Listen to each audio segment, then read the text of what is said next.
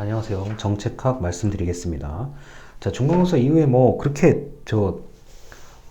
특별한 일이 없을 것 같은데, 자, 오늘 이 영상을 촬영하는 시점이 이제 10월 30일 할로윈데이입니다. 할로윈데이라서 이미 그 서울 이제 중심가를 바탕으로 어제부터 전야제가 해서 난리가 나고 있죠. 자, 이제 그리고 단계적 일상회복이라는 이른바 위드 코로나 시점에 다다랐기 때문에 11월 달은 이제 개인의 어떤 위생, 방역 스스로 알아서 잘 지켜주셨으면 좋겠습니다. 사실은 제일 위험한 게 저 같은 사람들이 제일 위험한 거죠. 활동 범위가 원체 넓어가지고 저도 굉장히 조심하고 다니고 있습니다. 자, 왜 이 얘기를 하느냐면은 정책 대안의 분석이에요. 오늘은 이런 걸 배우려고 그래요. 자, 저번 영상이 아마 정책 목표를 설정하고 이런 거를 배웠을 거예요. 동원 모형이 어쩌고 저쩌고 외부 주도 모형 이런 걸 배웠을 텐데, 이제 목표가 만들어졌어요. 목표는 설정됐는데, 그러면 결정하기 전에, 야, 이거 할까 저거 할까 결정하기 전에, 그러면 올바른 대안이 어떤 게 있는지 분석해보자예요. 어떤 대안이 있는지 분석해보자인데, 대책이 한 개일 수도 있고 여러 개일 수도 있어요. 자, 이번 코로나 상황 같은 경우가 굉장히 예를 들기가 좋아요. 이런 면에서는요. 자, 코로나 종결이 맨 이제 상위 목표인데 이게 쉽지 않아요. 그럼 그 밑에 차선책 두 번째 목표를 잡죠. 자, 코로나 예를 들어서 치료제가 개발될 때까지 우리는 어떻게 할 것인가? 자, 계속 사회적 거리두기를 갈 것인가? 1단계, 2단계 이런 식으로 단계별로 갈 것인가?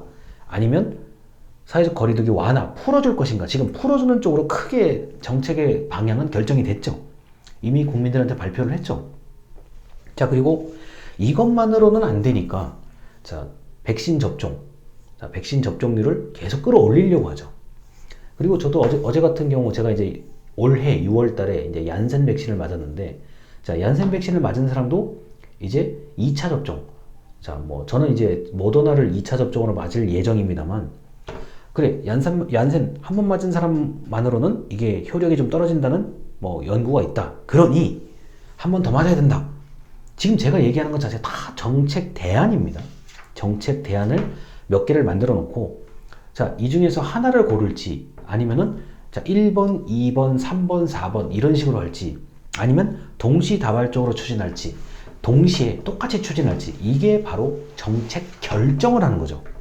자, 그런데 결정하기 전에 이런저런 대안, 대책, 방안, 해결 방안 이런 게 있다는 거, 그 부분을 얘기를 하려고 합니다. 159쪽에 자, 정부가 선택한 사회 문제, 즉 정책 의제를 해결하려면 그 해결하기 위한 방법을 결정하는 과정이 정책 결정이라고 얘기합니다. 자, 너무 뻔한 얘기죠.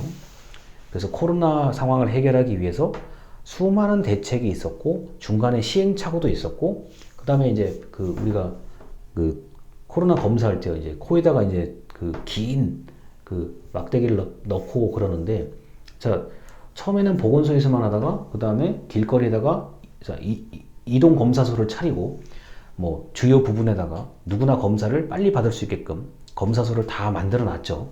그 다음에 자동차를 타고 가면서 이제 드라이빙 스루라고 표현하죠. 우리가 커피를 차 안에서 이렇게 가지고 가듯이 차 안에서 이렇게 가면서 검사를 받을 수 있는 드라이빙 스루를 만들어 놨죠. 이런 것들이 모두 다 대안이에요. 근데 지금 이 상황은 좀 특수한 코로나 상황이기 때문에 한 가지를 결정하는 게 아니라 동시다발적으로 결정하죠. 자, 이거는 지금 해. 이건 다음 주부터 해. 이거는 2주 뒤에 해. 매 순간 결정을 하고 있다는 겁니다. 자, 그래서 162쪽을 이제 얘기를 드릴게요. 위에서 이제 8번째 줄에 이런 얘기가 있습니다. 합리성이란 이치, 논리에 맞게 체계적으로 행동 방안을 선택하기 전에 미리 한 번쯤 떠올려보는 그런 과정이라고 합니다. 자, 첫째, 논리를 사용한다는 것은 이성적인 것이다. 감정. 야, 나 오늘 싫어. 난 할 거야. 넌 저게 좋아. 이런 것보다는 자, 체계적인 논리적인 계획을 세워야 된다. 자, 둘째, 행동 방안을 선택하기 전에 자, 어떤 것을 결정하기 전에, 최종적으로 결정하기 전에 미리 어떤 결과가 일어날지를 검토할 필요가 있다. 그래서 오늘 배우는 얘기는 결정하기 전에 대안을 찾아가는 그런 방법들을 배우려고 하는 겁니다. 자, 셋째, 의식적인 인지 과정. 자, 이거는 무의식이 아니에요. 잠결에 결정하는 게 아니라 아주 맑은 정신에 결정하는, 그리고 이것저것 따져보고 결정한다는 얘기가 바로 의식적 인지 과정 162쪽에 나오는 얘기입니다. 자, 그래서 이번 코로나 이 관련된 방역 정책이 오늘 설명하기에는 굉장히 좋아요. 뭐냐? 자, 결정하기 전에 여러 가지 대안. 자, 거리두기를 언제부터 풀 거냐? 자, 내일부터, 일주일 뒤부터, 2주일 뒤부터. 자, 그리고 뭐 작년부터 아시겠지만, 자, 사회적 거리두기 단계를 올린다, 상향한다. 자, 또는 현재 상태를 2주간 연장한다. 이런 것들이 모두 다 정책 결정이에요. 결정을 한 거잖아요. 근데 그런 결정을 내리기 위해서 이런저런 생각들을 이제 들어보는 거죠. 일반적으로 전문가들이 모여서 뭐 이거 내가 봤을 때는 어떤 것을 근거로 봤을 때는 현재 2주를 연장하는 게 맞다. 아니다. 내가 어떤 것을 봤을 때는 지금 단계적으로 완화를 해야 된다.